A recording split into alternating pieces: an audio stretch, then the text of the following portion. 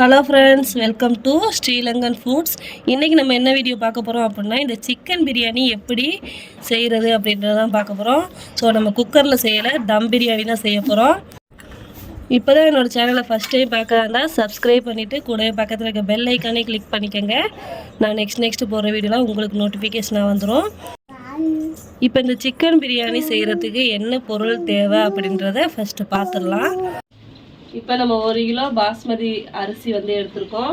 So இந்த அரிசியை வந்து நம்ம ஊற வைக்க தேவையில்ல. நம்ம பிரியாணி செய்யும் போதே நம்ம வந்து இதை கழுவிட்டு ஒரேடியாக சேர்த்தாலே போதும். 1 கிலோ சிக்கன், அதுக்கப்புறம் 3 பெரிய வெங்காயம், 5 பச்சை மிளகாய், 1 லெமன் எடுத்திருக்கேன். அதுக்கப்புறம் 3 தக்காளி பழம் இந்த மாதிரி பொடி பொடியாக நறுக்கி வச்சுருக்கேன்.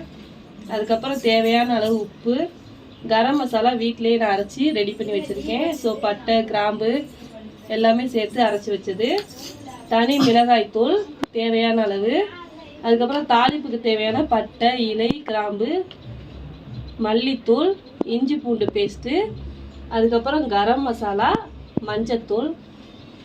நெக்ஸ்ட்டு பார்த்தீங்கன்னா நான் டால்டா எடுத்திருக்கேன். ஸோ நெய்யும் நீங்கள் சேர்க்குறதா இருந்தால் சேர்த்துக்கலாம், டால்டா சேர்க்குறதா இருந்தால் சேர்த்துக்கலாம். நான் டால்டா தான் இன்றைக்கி சேர்க்க போகிறேன். இப்போ இந்த பிரியாணி எப்படி பண்ணுறது அப்படின்றத நம்ம வந்து பார்க்கலாம். வீடியோக்குள்ளே போகிறதுக்கு முன்னாடி இப்போ தான் என்னோடய சேனலை ஃபஸ்ட் டைம் பார்க்குறதா இருந்தால் சப்ஸ்கிரைப் பண்ணிவிட்டு கூடவே பக்கத்தில் இருக்க பெல் ஐக்கானே கிளிக் பண்ணிக்கோங்க. வாங்க வீடியோக்குள்ளே போகலாம்.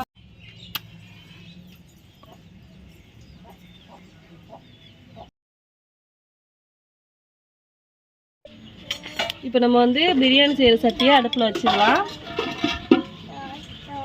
இந்த சட்டி நல்லா சூடானதுக்கப்புறம் நம்ம ஆயில் வந்து ஆட் பண்ணிடலாம்.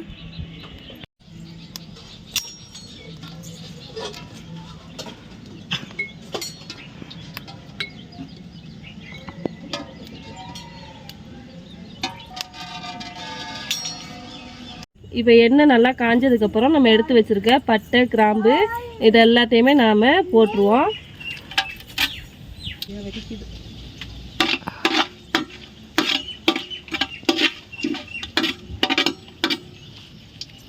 இது கூட நம்ம நறுக்கி வச்சுருக்க இந்த வெங்காயம், பச்சை மிளகாய் இது எல்லாத்தையுமே ஆட் பண்ணி நல்லா பொன்னிறமாக வர்ற வரைக்கும் வதக்கி விட்டுறலாம்.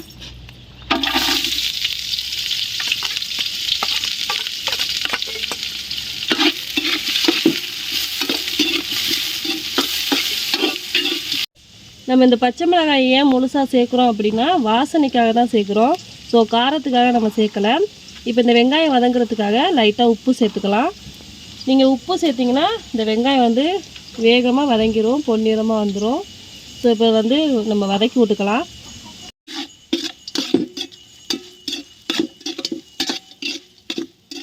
நம்மளுக்கு வெங்காயம் நல்லா பொன்னிறமாக வதங்கிருச்சு. ஸோ நம்ம நறுக்கி வச்சுருக்க இந்த தக்காளியை சேர்த்துடலாம். ஸோ தக்காளியை நீங்கள் வந்து சேர்க்கும்போது நல்லா பொடி பொடியாக நறுக்கிக்கோங்க. ஏன்னா அந்த தக்காளி இந்த மசாலாவில் இருக்கிறதே தெரியக்கூடாது, நல்லா வதங்கிடணும். ஸோ அதனால் நீங்கள் பொடி பொடியாக நறுக்கிட்டு இதை நல்லா வதக்கி விட்டுக்கோங்க.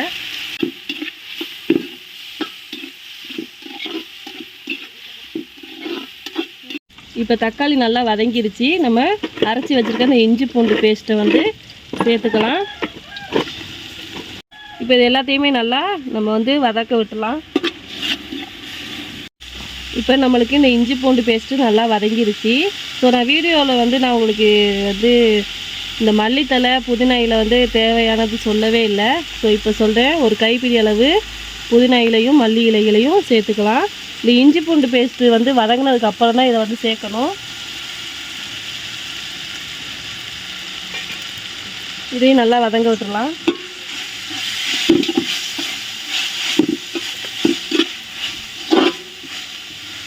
இது கூட 2 ஸ்பூன் வந்து நம்ம இந்த தனி மிளகாய் தூள் ஆட் பண்ணிடலாம்.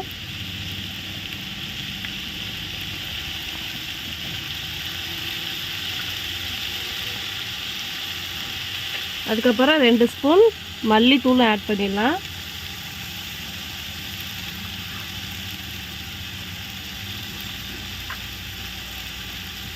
அதுக்கப்புறம் நம்ம அரைச்சி வச்சுருக்க இந்த கரம் மசாலா 2 ஸ்பூன் சேர்த்துடலாம்.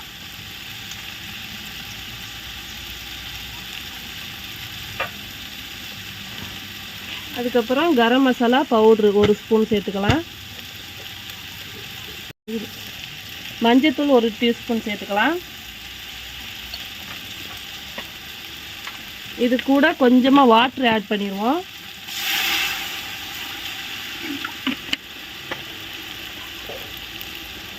இது எல்லாத்தையுமே நல்லா மிக்ஸ் பண்ணி விட்டுறலாம்.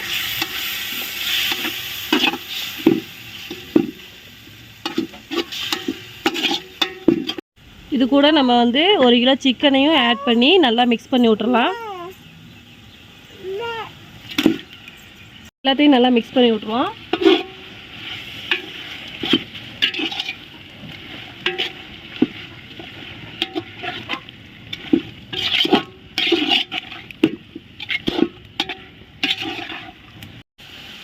இப்போ நம்ம அந்த 1 கப் அளவுக்கு தயிரையும் ஆட் பண்ணிடலாம். நம்ம எடுத்து வச்சுருக்க இந்த 1 லெமனையும் புழிஞ்சு விட்ருவோம்.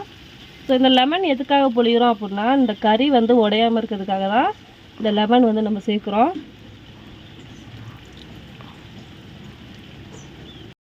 நம்ம இது கூட தேவையான அளவு உப்பு சேர்த்துருவோம். ஸோ நம்ம இப்போயே உப்பு சேர்த்துட்டோம் அப்படின்னா நம்ம வந்து ரைஸ், அதாவது அரிசி சேர்த்ததுக்கப்புறம் உப்பு சேர்க்க வேண்டியது தேவையில்லை. ஸோ இப்போ இது எல்லாத்தையுமே நல்லா மிக்ஸ் பண்ணி விட்ருவோம்.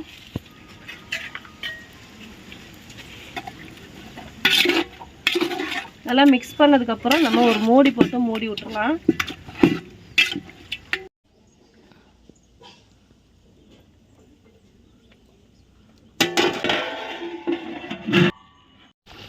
ஸோ இப்போ மூடியை ஓப்பன் பண்ணோன்னே நல்லா கொதிக்குது. இப்போ நம்ம அரிசியை வந்து இந்த டைமில் சேர்த்துடலாம். ஸோ அரிசியை நான் வந்து ஊற வைக்காமல் கழுவி சேர்க்குறேன். 2 கப் அரிசி அளவுனா நீங்கள் 4 கப் அளவு தண்ணி சேர்க்கணும். ஸோ எனக்கு வந்து 2 கப் அளவுக்கு நான் அரிசி எடுத்திருக்கேன்.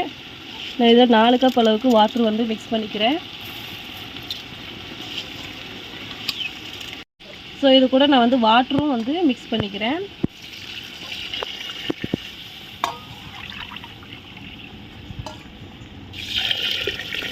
ஏற்கனவே 1/2 கப் அளவு நம்ம வாட்டர் சேர்த்தனால இப்போ நான் 3.5 கப் அளவு தான் சேர்க்க போகிறேன்.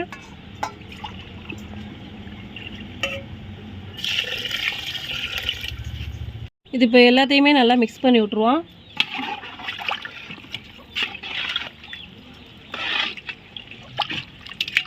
இந்த அரிசி வந்து நல்லா 3/4 பதம் வெந்ததுக்கு அப்புறம் தான் நம்ம வந்து தம் வைக்கணும்.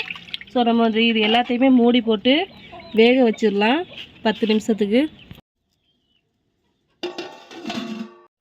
இப்போ நம்மளுக்கு வந்து தம் வைக்கிற பதத்துக்கு வந்துருச்சு. ஸோ அரிசி வந்து 3/4 பதமாக வெந்துருச்சு.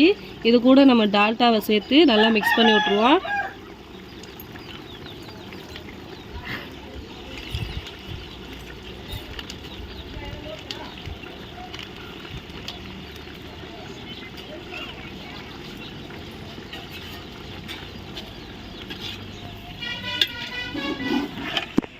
இப்போ மூடி போட்டு தம் போட்டுருவோம். ஸோ வந்து தணல்லாம் நம்ம வந்து எடுத்துட்டு இந்த மூடி மேலே நெருப்பு அள்ளி போட்டுருவோம்.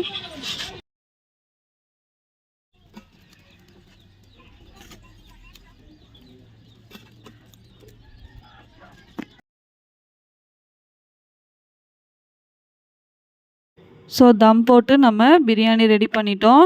இப்போ பாருங்கள், சூப்பரான சுவையான இந்த சிக்கன் பிரியாணி ரெடி ஆயிடுச்சு.